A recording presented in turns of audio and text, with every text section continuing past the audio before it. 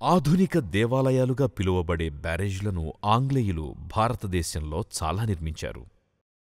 ఆంధ్రప్రదేశ్లో కృష్ణానదిపై ప్రకాశం బ్యారేజ్, గోదావరి నదిపై ధవళేశ్వరం బ్యారేజ్, మరికొన్నింటితో పాటు విజయనగరం జిల్లా గరుగుబిల్లి మండలం తోటపల్లి గ్రామం దగ్గర నాగావళి నదిపై ఆంగ్లేయులు తోటపల్లి బ్యారేజ్ని నిర్మించి 1909లో ప్రారంభించారు. ఈ బ్యారేజ్ ఎడమ కుడి కాలువల ద్వారా శ్రీకాకుళం, విజయనగరం జిల్లాలలో దాదాపు 15 మండలాలలో సుమారు 1,00,000 ఎకరాలు సాగులోకొచ్చింది. నాగావళి తల్లి రాకతో కొండ దిగువ ప్రాంతం పులకరించిపోయింది. అప్పటినుంచి 10 దశాబ్దాల పాటు నాగావళి తల్లి ఈ ప్రాంత ప్రజలకి కరువు కాటకాలని దరిచేరనివ్వలేదు. కాని ఇప్పుడు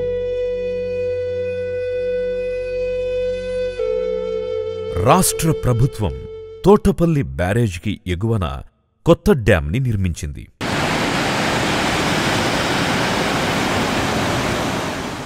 ఈ డ్యాంని 2015లో ప్రారంభించడంతో మంచి ఉపయోగంలో ఉన్న పాత బ్యారేజ్ని ప్రభుత్వం పడగొట్టింది. కొత్త డ్యాం ద్వారా 2 పంటలు పండిస్తూ ఉన్న ఊర్లోనే గొప్పగా బతకొచ్చు అని ఎన్నో కలలు కన్న ఈ ప్రాంతపు ప్రజలు డ్యాం ప్రారంభమే తమ పాలిట శాపంగా మారుతుందని, కరువుని తీసుకొచ్చి వలసబాట పట్టేలా చేస్తుందని ఎలా ఊహించగలరు?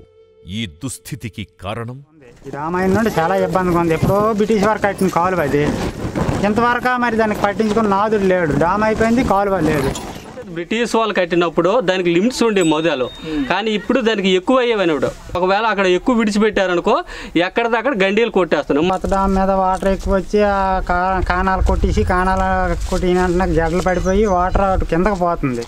డ్యాంలో ఎప్పుడు చూసినా పుష్కలంగా నీరు, కానీ సముద్రపు పాలు. మేం డ్యాం కట్టాం అని గొప్పలు చెప్పుకున్న ప్రభుత్వం డ్యాంకి గుండెలాంటి ఎడమ కాలువ నిర్మించకుండా ఆంగ్లేయులు 1909లో బ్యారేజ్ కోసం నిర్మించిన ఎడమ కాలువ ద్వారానే డ్యాం నీళ్ళివ్వడం ప్రారంభించింది.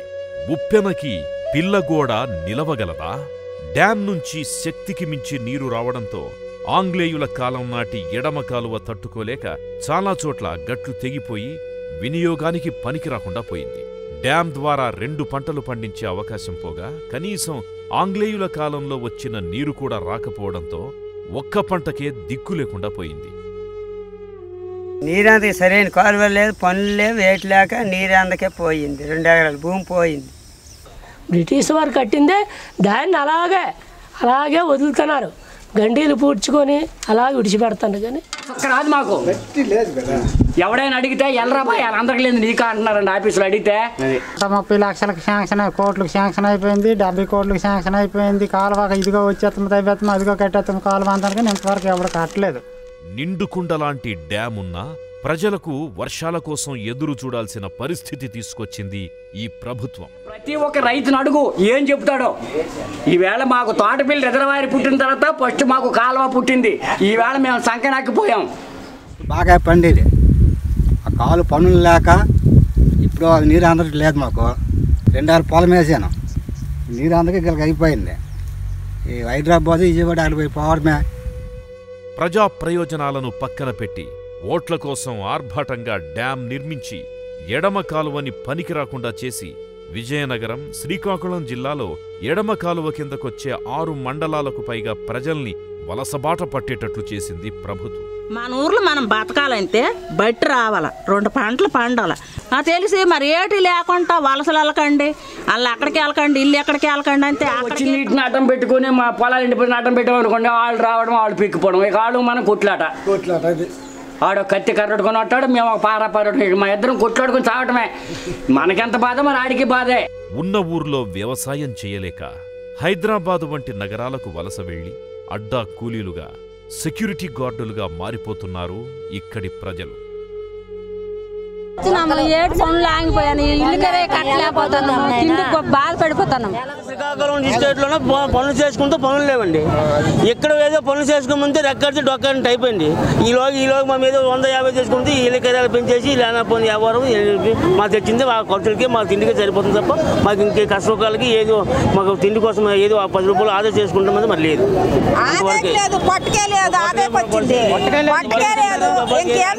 తిండి పోటుగా కష్టపడతాం, ఎంత కష్టము లేదు, కష్టం ఉంది కదా తింటాము, పనులు లేవు, ఇల్లు కెరలు ఎక్కువ పెంచిస్తాను, ఏడు తిని బతకాల ఎలా చేస్తాం, ఎలా ఇల్లు కెరలు కడతాము, ఇల్లు కెర కట్టకపోతే కంచము తీసిరేస్తాను. పొలంలో అన్నం పండించే అన్నదాతలు వలస వెళ్లి ఇలా పట్నాలలో నడి రోడ్డు మీద నిలబడి పని కోసం ఎదురు చూడడం ఎంతటి బాధాకరం. అది శ్రీకాకుళం జిల్లా పాలకొండ మండలము బాసూరు గ్రామం. ఇక్కడేమొచ్చి ఉపాధి పనులు ఏమంటే అంత కన్స్ట్రక్షన్ పనులకు మేము పోతున్నాము. అవేమంటే అపార్ట్మెంట్లకు రోజు ఎక్కి దిగుతుండాలి. ఒక్కొక్క రోజు 4 ఫ్లోర్కి 5 ఫ్లోర్కి మేము మోస్తుండాలి. ఇక్కడ ఇటుకలు ఇసుకలు మోసేదే మా పని. ఇంకేదైనా కంపెనీలోకి పోతే నెలకాలు ఇచ్చేది 8,000 9,000 ఇస్తారు. అదేమో సాలి జీతాలు. తోటపల్లి డ్యామ్ ఉంది, అది ప్రాజెక్ట్ అయితే కొత్తగా కట్టారు కానీ మనకు కాలువలన్నీ పాతగా జరుగుతున్నాయి. అవి ఎక్కడికక్కడ ప్రతి సంవత్సరం గండీలు, ఆ గండీలతోటి ఎక్కడికక్కడ సగంలో నీరు వస్తుంది, సగం వల్ల పంటలు ఎండిపోతున్నాయి. కాలువలు ఆధునీకరణ చేస్తే కానీ మనకు సరిగా నీరు రాదు. ఆ నీరు వస్తే కానీ మేము ఊళ్ళోకి చేరలేము. మాకు ఇప్పుడు ఇలాంటి ఇబ్బందులు మేము అడ్డ మీద తిరుగుతాము, ఎక్కడ పైన ఉంటే పొక్కడ తెచ్చుకుంటాము, తింటాము, బతుకుతామని ఏది లేక ఇలా ఉన్నాము. పనులు లేక ఉండిపోతారు. అలాగా ఇంత ముసిలో మేము వస్తారు పనులకి అంతే జరక్కే వస్తాను. ఎలాగబెట్టారంటే గాడిది గడ్డేసి ఆవు పాలు తీసిన టైప్ చేశారు. మరి ఆ టైప్ చేసి మేము బాధపడతారు. వాళ్ళు చేయని బట్టి మా కారణం లేకపోతే వాళ్ళు చేయకపోతే మాకెందుకు కారణం. ఎక్కడో అక్కడ డెవలప్మెంట్ ఉండాలి, ఎక్కడో అక్కడ సరిసమానం కూడా సమానత్వమైన భావం మనం చూడాలనేది వాళ్ళకే ఉంటే బుద్ధి ఉంటే వాళ్ళకి బుద్ధి లేక వాళ్ళకి బుద్ధి ఉంటే మాకు భూమికి ఇబ్బంది ఉండదు. వాళ్ళకి బుద్ధి లేక మాకు భూమికి ఇబ్బంది. 10 ఎకరాలు అవని 20 ఎకరాలు అవని ఆ రైతుకే పని లేదు. ఇక ఆడికే పని అయినప్పుడు మేము ఏం చేస్తాం, మాకు కూలి ఉంటుంది, పిల్లల చదువులు, మా బతకడానికి పట్టు కోసము అంతా చాలా కష్టపడాలి. కానీ తప్పదు, బతుకు తెరుగు కోసమే వచ్చాము. ఆ బతుకు తెరుగు అక్కడ ఉంటే ఇక్కడ రావాల్సిన పని లేదు. వ్యవసాయం చేస్తామంటే కొంత మొదలు పెట్టి చేసిన తలం వచ్చరికి సరిగా పొట్ట టైం వచ్చరికి ఎండ పెట్టి ఎండిపోతుంది చేయాలి. అందుకోసం మొదలు పెట్టి ఇటు వెళ్ళిపోతుంది. మనకు వచ్చి సంవత్సరం 2 సంవత్సరాలు అవుతుంది హైదరాబాద్. మా అత్త మామల కాడ వదిలేసి వచ్చామండి. పరిస్థితి బాగోలేదు. ఇంటికాడ చూస్తే తినడానికి తిండి లేదు, కట్టుకోవడానికి గొడ్డు లేదు అన్నట్టు అయిపోయింది. చిన్నపిల్లలు వదిలేసాం. 4 సంవత్సరాలు ఒక పాపకి, 7 సంవత్సరాలు ఒక పాప. తినడానికి తిండి లేక ఇక్కడికి వచ్చాం. వెళ్ళిపోవాలని ఉంది, మనకు కూడా ఊర్లో ఉండాలని ఉంది. ఎకరా ఉండినా కానీ ఆ వాటర్ 2 పంటలు పండితే దాని మీద అడ్జస్ట్ అయిపోవచ్చు. ఆ కాలువ కరెక్ట్ లేకపోవడం వల్ల ఆ భూమి చేసినోడు కూడా లేడు ఊర్లో. ఇక్కడ ఉన్న ప్రతి ఒక్కరూ సొంత ఊళ్ళకి ఎప్పుడెప్పుడు వెళ్ళిపోదామా అని అనుకునేవాళ్లే. కాని సొంత ఊరుకు వచ్చి చెయ్యడానికి ఏముంది? సొంత ఊరు వెళ్లలేక, పట్నాలలో ఉండలేక సతమతమవుతోన్న ప్రజల దుర్భర పరిస్థితి వర్ణనాతీతం.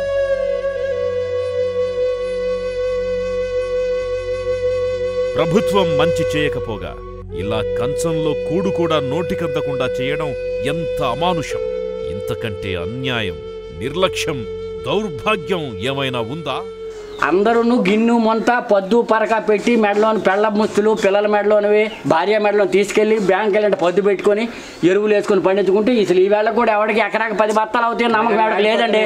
మీ పొద్దు ఓట్లు వచ్చినాయి అని అందరూ వెళ్ళిపోతున్నారు, నాకయ్యో నాకయ్యో నాకయ్యో అని. కానీ రేపు ఎక్కడ ఇంట్లో ఎవడు చేస్తాడు మరి కనబడ్డా. కాలువ తయారైపోతే వాటర్ ప్రాబ్లం లేకపోతే 2 పంటలు పండితే మరి ఎవరు వాళ్ళరు. ఆలోచన లేని అసంపూర్ణ నిర్మాణాలతో రైతుల బతుకు బండి గతి తప్పించి, వలసలు పెంచి, ఉత్తరాంధ్ర మండలాల్ని నిర్జనం చేసి ఊళ్ళకి ఊళ్ళు ఉసురోమనిపించేలా చేసింది ఈ ప్రభుత్వం.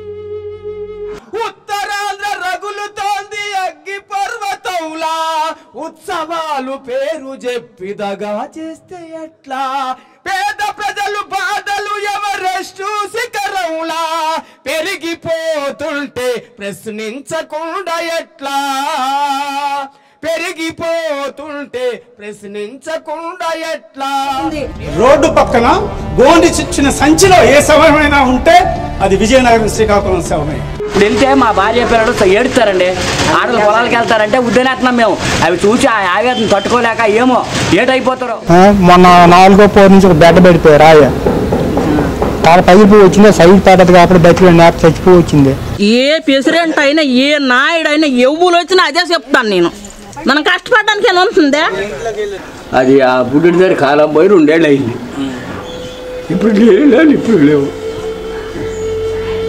పొలాలు చూడండి నెలలు కుక్కలు చూసినట్టుగా అర్థమైతే వాళ్ళని ఒక మేము కూలి పని చేసుకోవడానికి వచ్చిన ఒక కుక్కలు చూసినట్టుగా చూస్తామే, అంతే తప్ప ఏం లేదు. ఒక మోటార్ సైకిల్ పక్క పోరా అనే టైప్లో ఉంది ఇక్కడ.